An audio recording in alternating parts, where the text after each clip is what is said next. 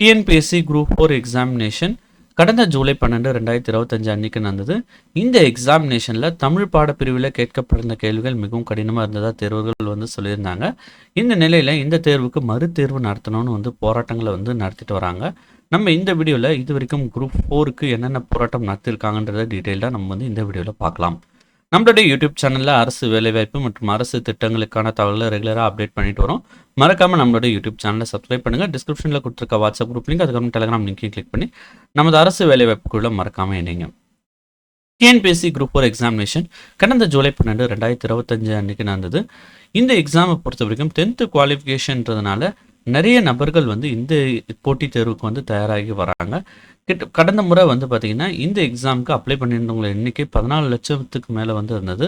இந்த எக்ஸாம் எழுதினவங்களோட எண்ணிக்கை பார்த்திங்கன்னா 11 லட்சத்துக்கு மேலே இருந்தது. கிட்டத்தட்ட 82% அவர்கள் இந்த தேர்வு எழுதினாங்க.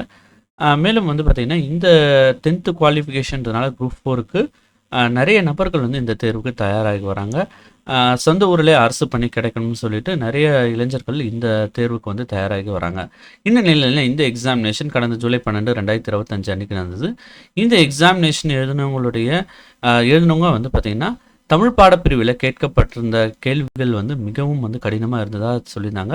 அதாவது பள்ளி பாடப்புத்தகத்திலையும் தாண்டி 1953ஆம் ஆண்டு அச்சிடப்பட்டிருந்த புத்தகங்கள்லேருந்து கேள்விகள்லாம் கேட்கப்பட்டிருந்ததாக டிஎன்பிஎஸ்சி தேர்வுகள் சொல்லியிருந்தாங்க. இந்த நிலையில் இந்த தேர்வை ரத்து செய்யணும்னு சொல்லிட்டு போராட்டங்களை நடத்திட்டு வந்தாங்க. குறிப்பாக இந்த எக்ஸாம் தொடங்குனதுலேருந்தே நிறைய சர்ச்சைகள் இருந்தது. முதல்ல பார்த்திங்கன்னா இந்த எக்ஸாமுக்கான கொஷின் பேப்பர் எடுத்துகிட்டு வந்த விதம், அதுக்கப்புறம் அந்த ஆன்சர் ஷீட்ஸை முறையாக எடுத்து செல்லாத விதம் உள்ளிட்ட பல்வேறு சர்ச்சைகள் இந்த எக்ஸாமினேஷனில் இருந்தது. அதுக்கப்புறம் பார்த்திங்கன்னா இந்த எக்ஸாமினேஷனுக்கு மதுரையில் ஃபஸ்ட்டு போராட்டம் நடத்ததாக இருந்தாங்க. அந்த போராட்டம் நடக்காதனால அடுத்தது பார்த்திங்கன்னா தஞ்சாவூரில் பார்த்திங்கன்னா அந்த போராட்டம் நடந்தது. அந்த போராட்டத்தோடைய முக்கிய அம்சமாக பார்த்திங்கன்னா குரூப் 4 தேர்வை ரத்து செஞ்சுட்டு மறு தேர்வு நடத்துகிறோம்னு சொல்லிட்டு இந்த போராட்டத்தை நடத்துனாங்க. அதுக்கப்புறம் சென்னையில் பார்த்திங்கன்னா குரூப் 4க்கு மறு தேர்வு நடத்தணும்னு சொல்லிட்டு போராட்டம் நடத்துனாங்க.